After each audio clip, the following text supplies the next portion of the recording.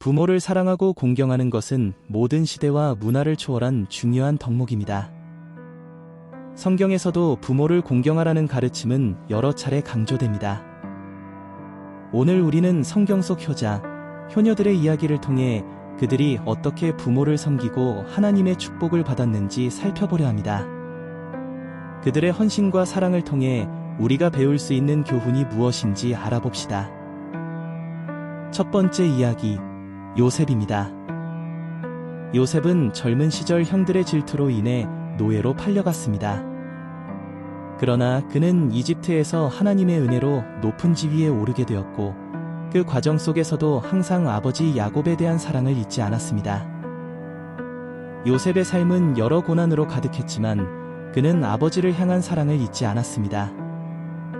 기근이 찾아오고 형들이 이집트로 양식을 구하러 왔을 때 요셉은 그들을 용서하고 온 가족을 이집트로 데려왔습니다. 요셉은 자신의 아버지 야곱을 극진히 대우하며 이집트에서 풍요로운 삶을 살 수 있도록 보살폈습니다. 특히 요셉은 아버지가 세상을 떠나기 전까지 그를 보살피며 끝까지 효심을 다했습니다.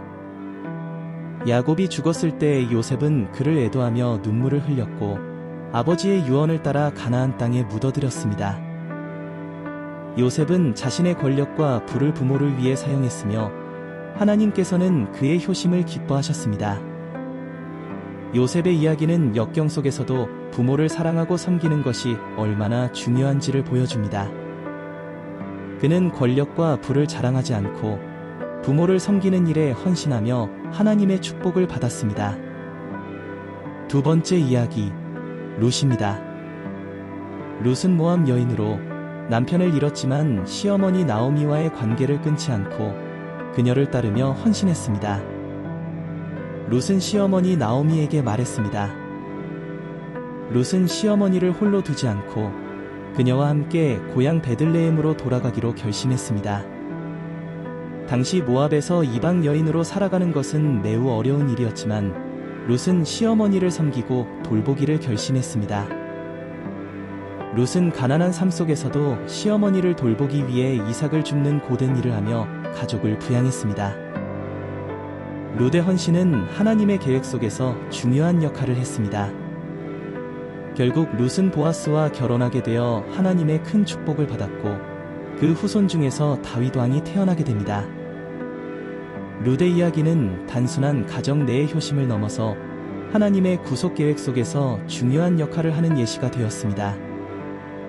그녀의 헌신은 시어머니에 대한 사랑과 신뢰로부터 시작되었으며 하나님은 그녀의 충성된 마음을 기뻐하셨습니다.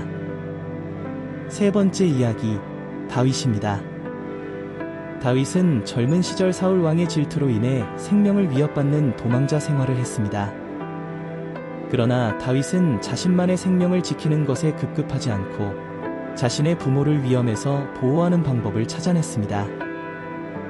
다윗은 부모를 안전한 곳으로 피난시키기 위해 모압 왕에게 부탁하여 그들이 보호받을 수 있도록 조치했습니다. 다윗은 부모를 위험 속에 두지 않고 그들을 끝까지 돌보며 부모를 섬기는 효자의 역할을 다했습니다. 하나님께서 다윗을 높이 평가하신 것은 그의 신앙과 용기뿐만 아니라 부모에 대한 사랑과 헌신이었습니다. 다윗은 왕이 되기 전에도 부모를 사랑하고 보호하는 효심을 잊지 않았습니다.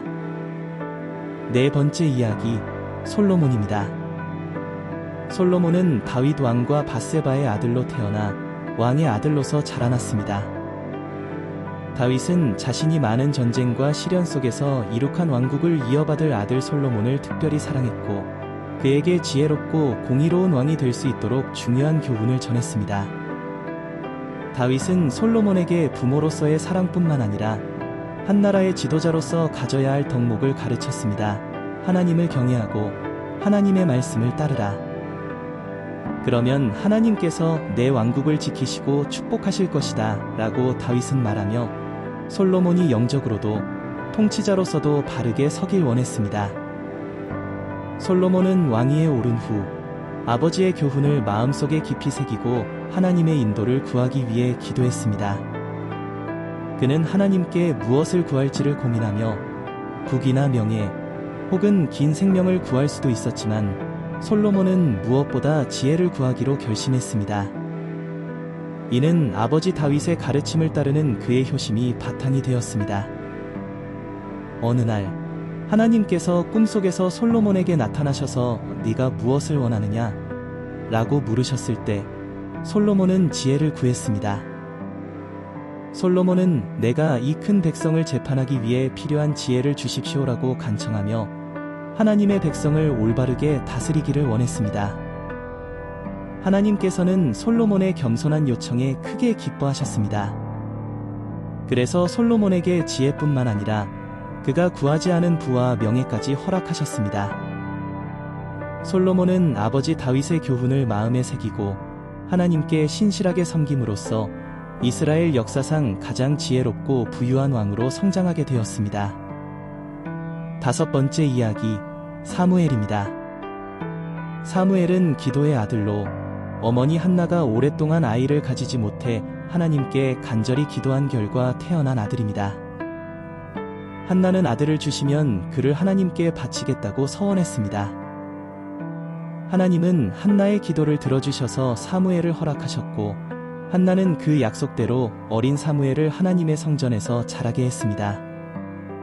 하지만 사무엘은 어머니를 떠나 성전에서 자라면서도 부모에 대한 깊은 사랑을 간직하고 있었습니다.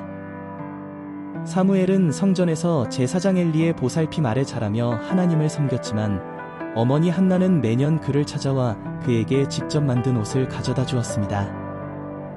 사무엘은 성전에서 하나님의 부름을 받는 동안에도 어머니와의 깊은 관계를 이어갔으며 그의 효심은 단순히 가정 내의 사랑을 넘어 하나님을 섬기는 일과 연결되었습니다.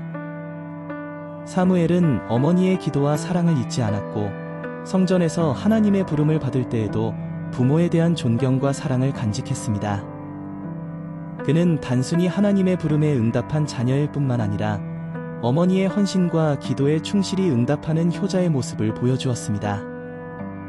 사무엘은 이후 이스라엘의 중요한 지도자가 되어 백성들을 인도했으며 그의 헌신은 어머니의 기도와 사랑에서 비롯된 것이었습니다. 사무엘의 효심은 그가 하나님과 부모를 동시에 섬겼다는 점에서 특별합니다. 성경 속 인물들은 부모를 공경하고 섬기는 일에 최선을 다했습니다. 그들의 헌신과 사랑은 하나님께서 기뻐하시는 일이었으며 부모와 자녀 간의 사랑은 성경이 강조하는 중요한 가치입니다. 오늘날 우리도 성경 속 효자, 효녀들의 이야기를 본받아 부모를 사랑으로 섬기며 하나님의 은혜를 경험할 수 있습니다. 더 많은 이야기를 함께 나누고 구원의 길을 찾아가길 원하신다면 구독과 좋아요, 알림 설정을 통해 계속 함께 해주세요. 항상 하나님 안에서 평안을 누리시길 기도합니다.